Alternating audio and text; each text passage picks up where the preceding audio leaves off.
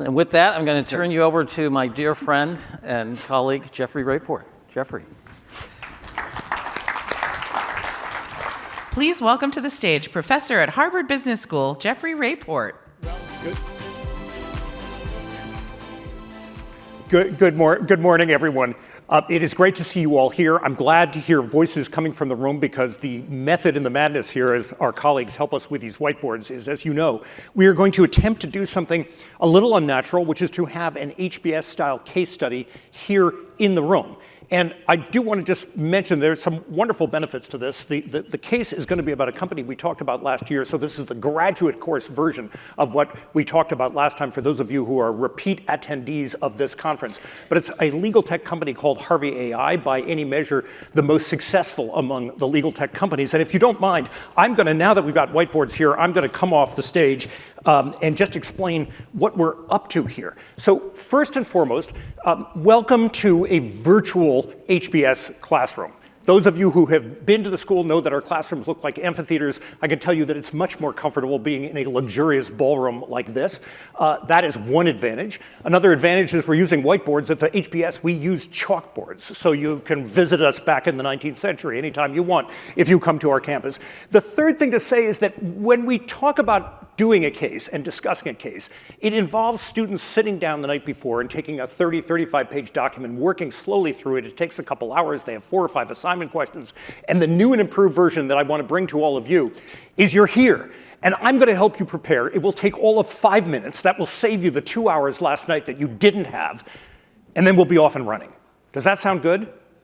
Okay, so let me jump right into this, and when we get to the end of just a quick snapshot, I'm going to give you just a quick briefing on Harvey AI. We'll jump right in. So first and foremost, we'll see if this little pickle, folks in the back, thank you so much. So first and foremost, for those of you who don't know it, what is Harvey? So this is a vertical AI platform. It was a classic application layer company, one of the first ones that was designed to aid legal and professional services. So as you can see up here, tax, law, some finance. The idea behind Harvey is that it's designed to assist law firms not with one thing they do, but with lots of things they do, from legal research to document drafting to contract review. They did it early as a partner of OpenAI. So starting with GPT-3 and onwards, and you saw the timelines for that yesterday, heavy emphasis on customization and on safety. You may wonder who's behind this, and like all great tech startups, each of the founders is just celebrated their 15th birthday, so you can see them up here. 2 guys, I sort of think of this as the chocolate peanut butter combination of startups. You've got one guy who just graduated from USC Law School, and that's Winston Weinberg on the left. And on the right, Gabe Pereira could not be more pedigreed from the standpoint of having gotten a PhD in neuroscience from Oxford, having spent time at DeepMind, which, as you know, was acquired by Google, because Google DeepMind is now part of Google Brain, as those two are Google DeepMind as they become merged. So immense pedigree on the legal side. Admittedly, this is a company that started in 2022. So when I talk about legal pedigree, that's kind of interesting because Winston had practiced law for all of 1 year. So we're talking about a nice law degree and a little exposure to practice, and then boom, here comes this company. I think that this is working. I pressed this button. I'm going to try it again. There we go. So what is unique about Harvey's approach?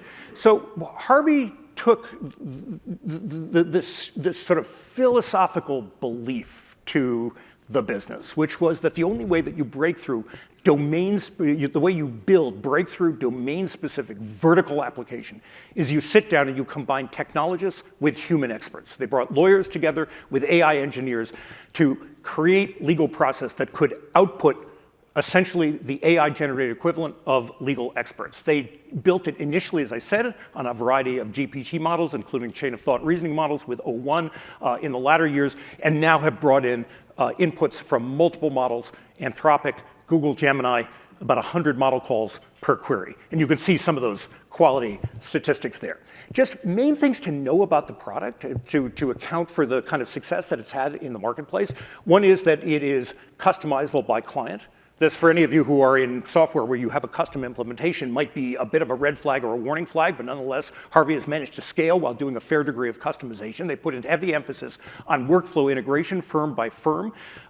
Ease of use is a big selling point here. Lawyers may be sophisticated about technology, but they're not technologists, and so that matters a lot.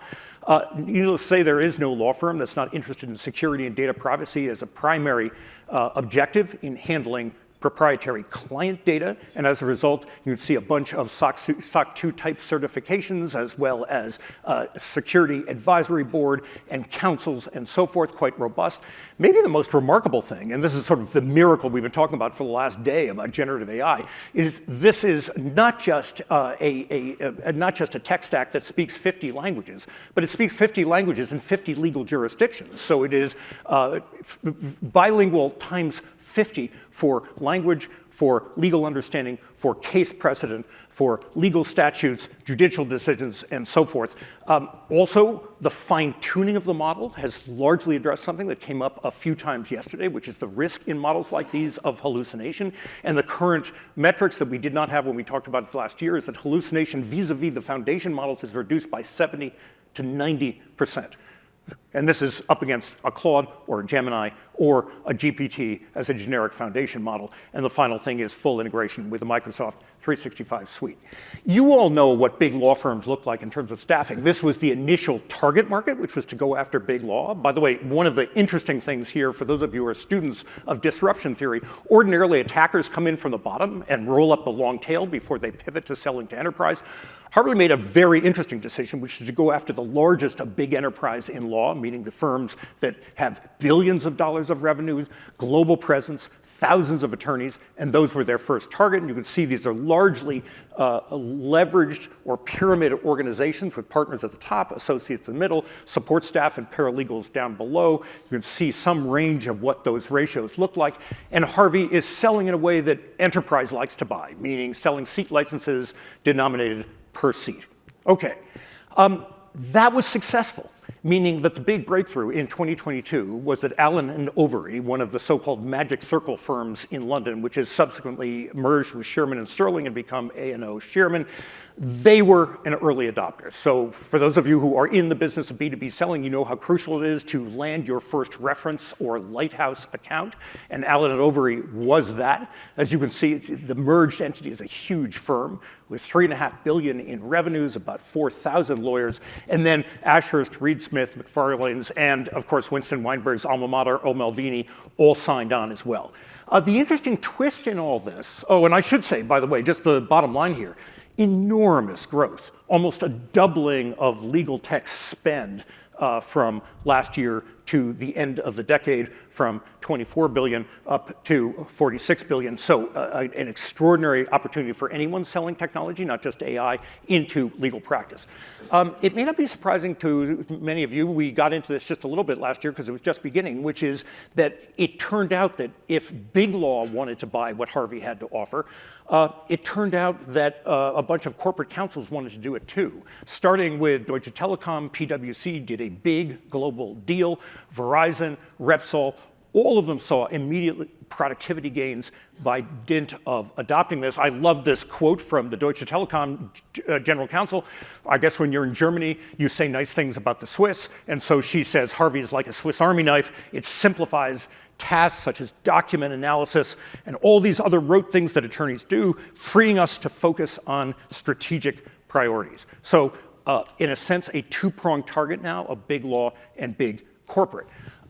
And then worth saying that none of this happened over the last 3-4 years without the incumbents noticing. And the incumbents here are really three. It's a triopoly of LexisNexis, Thomson Reuters, which controls and owns Westlaw, and Bloomberg Law. And all of them have been doing the rational thing, which is getting into the business of acquiring AI-powered startups to build into their offer. And meanwhile, the folks in the venture capital community on Sand Hill Road have been exceedingly active and have funded a bunch of Harvey lookalikes. These are a bunch of familiar brand names to anyone who is in the room in the legal practice, but maybe with one or two observations worth making. One is, these are not Swiss Army knives. they tend to be point solutions around specific things like legal assistance, contract drafting, or contract review. The other thing worth saying is that these are the most pedigreed VCs in the world who are lining up and writing huge checks. The latest statistic is in this last year, over $1 billion of venture capital has gone into legal tech alone. So I wanted to just give you 2 quick snapshots of where Harvey is today, and then we'll open it up for discussion. One is just to let you know that a lot has happened in the financing world, meaning since the last time we talked, Harvey raised 2 rounds, each of $300 million. The one that came earlier in 2025 in February was raised at a $3 billion valuation. Interestingly enough, the business is moving fast enough that over the 4 months between February of 2025 and June of 2025, they raised another $300 million and marked up valuation by 66% to $5 billion. So it's now a 4-year-old $5 billion private market valuation company. And again, most pedigreed VCs in this deal here, and close to $800 million raised to date. And so what's the state of the business? State of the business is roughly $100 million of ARR projected for this year. You'll see here a headcount of about 350 people. They have about, depending on how you count it, a huge number of accounts, 500 accounts, 45,000 lawyers in 42 countries. Seat utilization is high. I think the most impressive things you can see here are at the bottom, meaning gross revenue retention. For those of you know, GRR is a metric for how much of the business you have acquired in a year do you still have, and it's close to 100%. And then the even more blockbuster thing here is that net revenue retention at 167%, indicating enormous success actually growing accounts through cross-sell and upsell once you have them. And I do want to say that one of the funders in this deal, which is Sequoia, one of the storied VC firms, had this to say about Harvey. First lawyers, next professional services, and ultimately all of knowledge work. Okay, so that was it. That took 2.5 hours of hard labor in the middle of the night, working alone. And now we've just compressed that into 5 minutes. Do you all need a break? I know that was very exhausting. All right, so let me, I'm going to put this down and let me pose a question. And the question for all of you is a bit of a devil's advocate question, which is, if Anthropic or OpenAI could announce tomorrow morning that they had introduced a legal co-pilot that had largely the functionality that Harvey has, then why does Harvey even exist? And maybe put it differently, because it's a question you can ask about lots of the application layer companies, which is to say, are they actually businesses, or are they features waiting to get absorbed by one of the big hyperscalers or foundation models? Can we start there? Which is, we clearly have a $5 billion valuation, but everyone knows there's an enormous failure rate. I actually have access to a microphone, so I can run over here. I see a hand over here.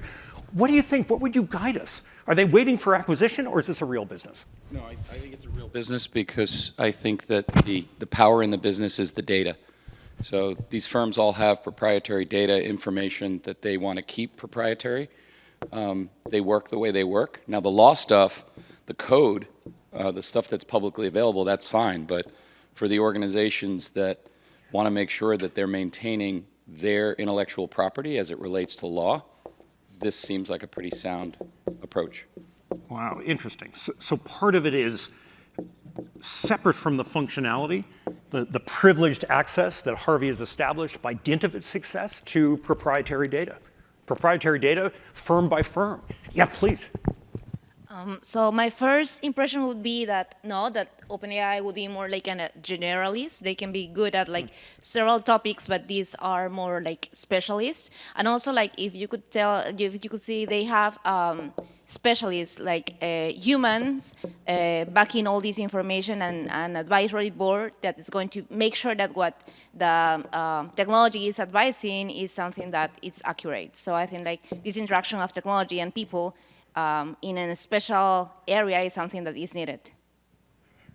Interesting. Okay, so we've got not just a specialist positioning, but you're actually telling us that the fact that you've got a bunch of expert humans involved in the business, I see you pointing sagely to. Oh, marvelous. So part of it is actually the human specialists in the business. I don't see proprietary data I mean, you've got litigation's public. I don't see where the proprietary data comes from. And $5 billion valuation, the founder should exit and be an employee of one. Now, wait a second. We were on such a roll of positivity and Hey, support. $5 and billion's- then suddenly, $5 this billion's bucket of positive. cold That's- water. Well, completely unannounced. Wait, so your indictment is... My dad went to HBS. That's probably why we call him the wet no, blanket. and so it's turned you into a lifelong cynic. But wait, I just want to make sure I understand your point is that anything that goes into a court of law becomes public data. So there's a huge amount of, to use a legal term, discoverability here in terms of access to data. Your comment about the $5 billion valuation is that from a hyperscaler perspective, that's nothing. From a serial entrepreneur who hasn't had a $5 billion valuation yet, that's where that perspective is from. Okay, so you heard it here first. I'm going to proudly write this on the board. $5 billion, Will says, is pocket change. Okay. Oh. You just succeeded. Like, you're a founder. You made. Oh. You're a founder. You get to a $5 billion valuation. Get smart. I've seen guys not do it and end up with donut. So hear me this time. You get to a $5 billion valuation from scratch. Great job. Don't go for $1 trillion. Okay, so I'm now going to correct this. This is now the Rob Report edition. $5 billion is, by anyone's standard, generational wealth. So you're saying to Winston and Gabe, each of whom are now 17 years old, guys, you got it good. This is a time to exit, not a time to roll the dice again. We have somebody over here? Yes. Yes. Sahar. Yes. So I think there's a lot of investment from the VCs here, and they are actually counting on this company to grow more. They don't want to lose that equity and just sell it off to ChatGPT or Claude. So I think, and they have a bigger advantage here, so they want to keep that. So there is an argument here, which is that the VCs are in a position to brute force a win. This would be the Masayoshi Son Vision Fund philosophy, which is you take an idea and put enough capital behind it, and you can make it into a winner. We have somebody over here. Yes, and I'm going to say it's trust. And when you look at the hallucination numbers, and how many times have we seen in the news that a lawyer put together a briefing and it had citations that were not even real? Yes, you're referring to that wonderful, famous case of Stephen Schwartz, Esquire, who, on the behalf of a client who was injured on an Avianca Airlines flight, sued them and delivered a bunch of case precedent, none of which existed. And the judge said, how could you have presented things to a court of law that you made up? He said, I didn't make them up. I got them from GPT. And when they asked him why he didn't check, he said, I did check. I asked GPT if they were real. So that's absolutely right. So having people are specialized, people that you trust. Do we have somebody over here? Yeah. Yes, please. Hi. So I am cheating a little because I have a front row seat to this because I'm in legal tech. Okay. Yeah. We have a company that is being called the new case text, which is pretty cool. After a 650 exit, we'll take that comparison. And we're here in Boston. So anyhow, we're a little bit gossipy in legal tech. And the story with Harvey is they actually picked up the phone and called Sam Altman.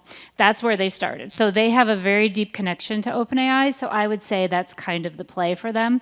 Although they are so funded up the wazoo that an exit is extremely unlikely at the sort of amount of VC they have right now. So they can't really exit right now. And your point is simple math, right? Yeah, that for exactly. Kleiner and Co. who came in at a $5 billion valuation, they need to exit at a $10 to $15 billion valuation. And that's if they were looking for PE returns. If they're looking for VC returns, they need a 5 or 10x. Exactly. So they're kind of in a funny position, and they really are an interesting company. If anyone wants to talk more about it, I'm around. But I was talking to Harvey we were at the it's a conference that we were presenting at, and so we went over and talked to Harvey, and they are actually getting their case law from Lexus, who's also an investor. So they are a very interesting organization, and they said to me when I said, why don't you have your own case law? They said, because Lexus and Westlaw own the law. And I said, well, we'll talk about that. So anyway, very interesting company. Yes, and by the way, I mean, one fascinating bit of an update there is that one of the ways they solved the LexisNexis problem is to do a strategic alliance with LexisNexis as of this year,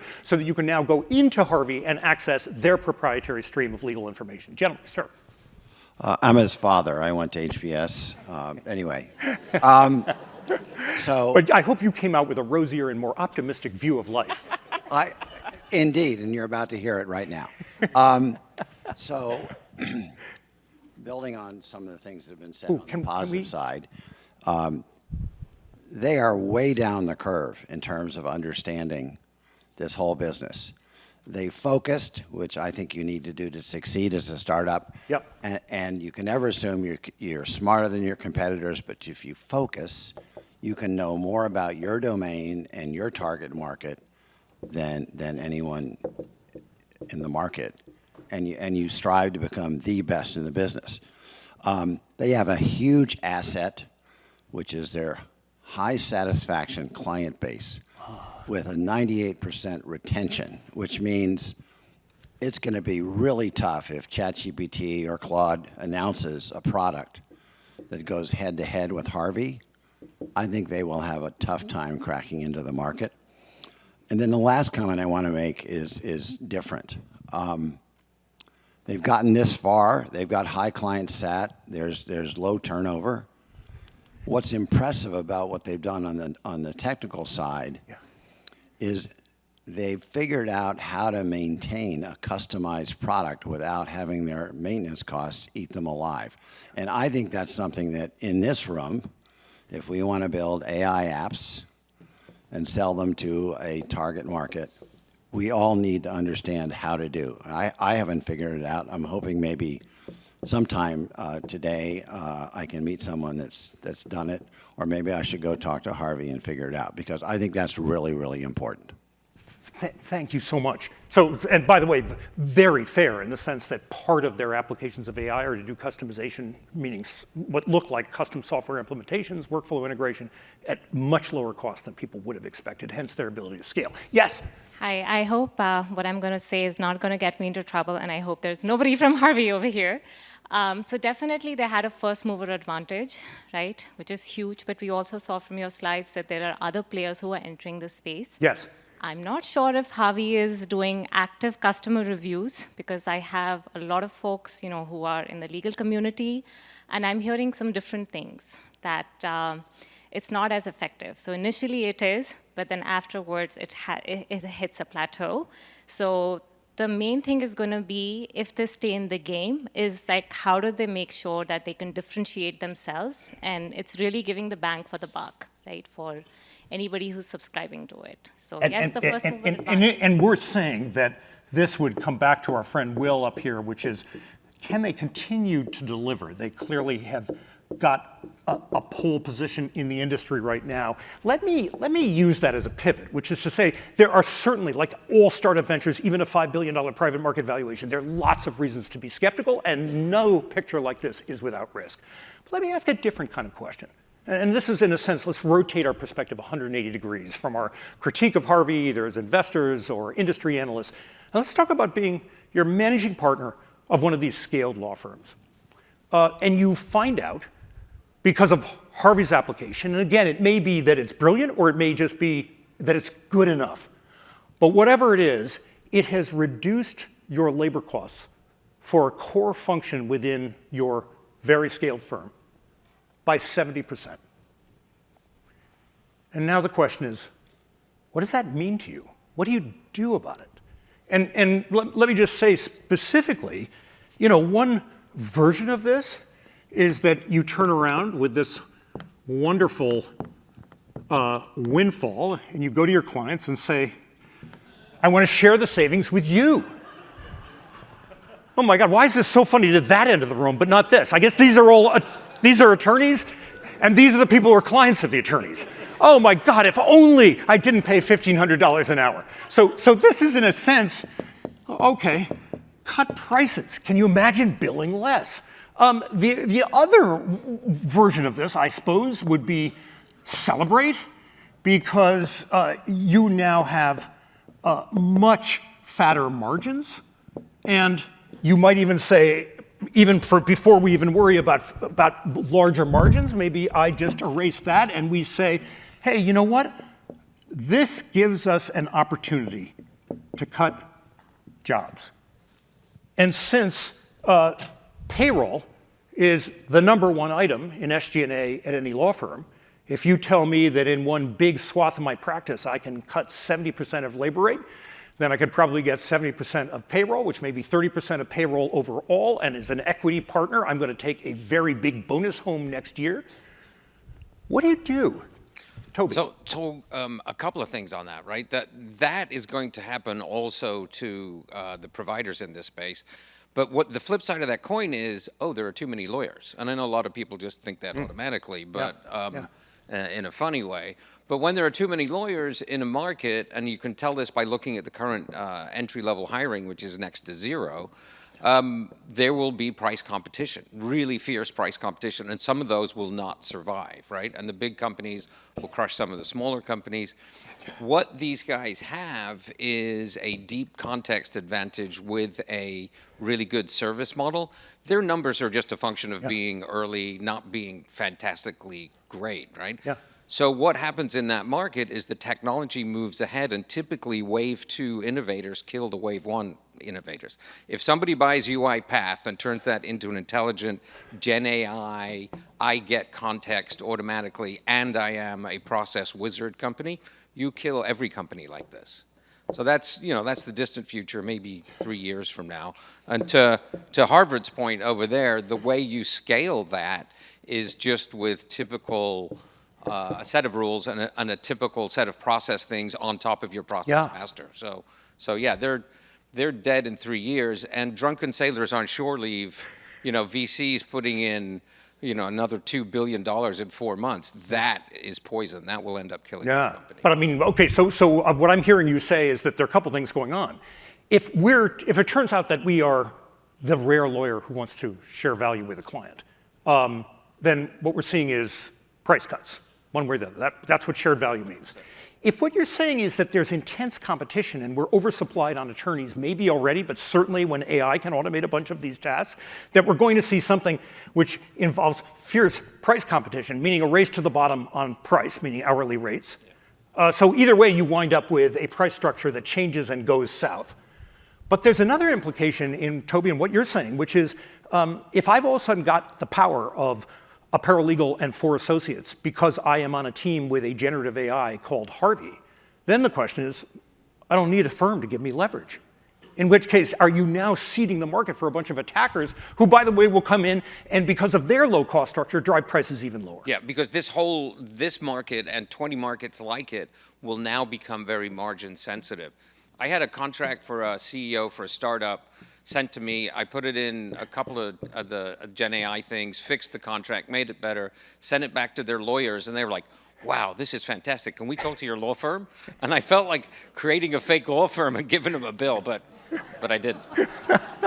I think we've all had that fantasy using GPT. Oh, thank you. Do I get to keep this? So what do you all think? Is there anyone who actually thinks that we ought to, over here. Yes, wait a second. These are the folks who thought it was so amusing that the attorneys would cut their prices to share the savings with the client. What do you think? Are you in that camp? Which is like a good attorney should say, I'm not worth $2,000 an hour. I should bill maybe $500 plus I have a GPT subscription. Right. I'm going to go in a little bit of a different direction, which is even more optimistic than that, which is that they reinvent the labor pipeline. It's a labor disruption. They look at how they've been creating lawyers and say, this doesn't work anymore, it doesn't make any sense. And whoever comes up with the new way of training the next generation of lawyers wins. But wait a second, if you're saying that we're going to reinvent staffing, then one of the implications, the reason we're celebrating, is that every lawyer can now do 3 lawyers worth of work. We can bill 240 hours a week, and there are only 168 hours in the week, and that's just one person. But you can't ignore the pipeline. You can't ignore the next generation of lawyers by getting rid of the bottom. Oh, okay. Karen has brought up the very sobering thought, which is that if there are no entry-level positions, where will the lawyers of the future come from? I love your pink suit. Oh, thank you very much. Spectacular. I don't know if you can all see it, but this is like a breath of springtime here in the fall. Thank you. Sure. Well, I didn't want to. Never mind, we're not going to go there. Anyway, following her train of thought, what if we keep following it backwards to the law school, and then you start to ask, what is your version of the Krebs cycle that needs to be interrupted, that allows for legal to be more available in ways that we had never thought of before? Wow. So now we're talking about reinventing the practice of law, reinventing legal education. I loved your point about when John Halamka talked about the idea that out at Mayo, the building was part of the care team. So if you really reinvent it, there's very radical thoughts. Paul? Just 5 minutes. Oh. Sorry. That is such a downer, and I thought Paul was my friend. Oh, man, okay. Yes? So I was going in the same direction. I think, so the legal education market's a $4.2 billion industry at 2033, so it's a very growing market. Yeah. I think they can not pivot, but rather expand into a new vertical, make it a platform where you can have online legal education across the globe and scale that as a vertical. Because what are you suggesting that should be Harvey's business, which is to invent a new kind of lawyer and do their own legal education and compete with Harvard Law School, God forbid? It should be to train the next generation of lawyers so they are ready with technology, with the education, with the right platform. Wow.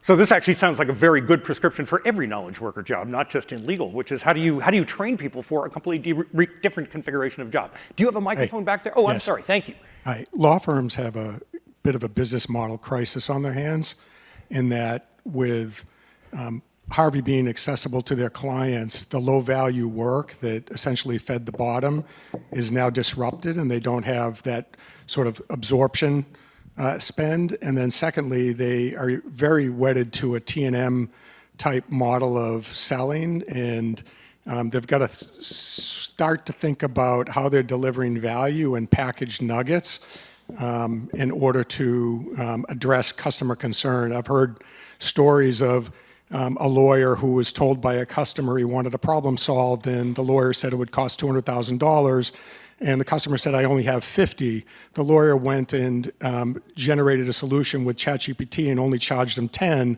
and the managing partner was like, what the heck did you just do, right? Now you can't charge more than 10 for that ever again, but it was worth 50 to the customer. Yeah. So just sort of rethinking the pricing model and the work delivery unit is an issue. The leverage is gone because of the low value work moving into firms, into accounts. Yes, and maybe worth remarking that all of this suggests that we are going to dramatically reprice, not necessarily revalue, but reprice the nature of the work itself. I just want to be mindful of the fact I realize that one of the occupational hazards of running around the room is that you don't see the clock at the front of the room, and that's why Paul is reminding me that we have to wrap up. I do want to assure you that at HBS, we don't do 20-minute case discussions. We really run them for 80 or 90 minutes, and so that's a bit of an infomercial. Please come and visit the campus and have a real case discussion that goes on the full length. The only problem is you have to read that document the night before. So I just want to say, I hope this is just a little bit of, obviously, a very brief opportunity to dip our toes into some of the issues here. One is this whole question, which is being ferociously debated in the venture capital world about application layer companies and whether they are, if you think of a spectrum of feature product business, the question, have we built a bunch of feature or product businesses that are destined to be absorbed by the foundation model builders or the hyperscalers? It is also absolutely something we're seeing in every aspect of the economy, which is this whole question of what does it mean to reinvent work around these new capabilities and what does that imply in terms of pricing. And the final thing you might say is that any disruptor strategy to Harvey would by definition be something that looks more like Grammarly and less like the Bloomberg terminal, meaning that Harvey has come in as the Bloomberg terminal to create a de facto standard in the industry, and they're selling it because it's at a very high price. They're selling it top down. But most tech innovation we know of comes from the bottom up, as we said a few minutes ago, and that would then be the question of can you empower individual attorneys with something like Harvey in a box that might be available on a freemium offer that they bring into the firm, which then would change all of this all over again. In which case, maybe the place we should end is Will's point, which is no matter how extraordinarily successful this looks, wow, is this fraught with risk? Not just because it's overcompeted and the incumbents are striking back, which they don't orderly do in every industry, but then on top of that, there are a million iterations that we're going to see in this industry before we know what the future actually looks like. I just want to say thank you to all of you for the leaps of faith and jumping in, even in this very big room. It's a real pleasure, and look forward to the rest of our time together today. Take care.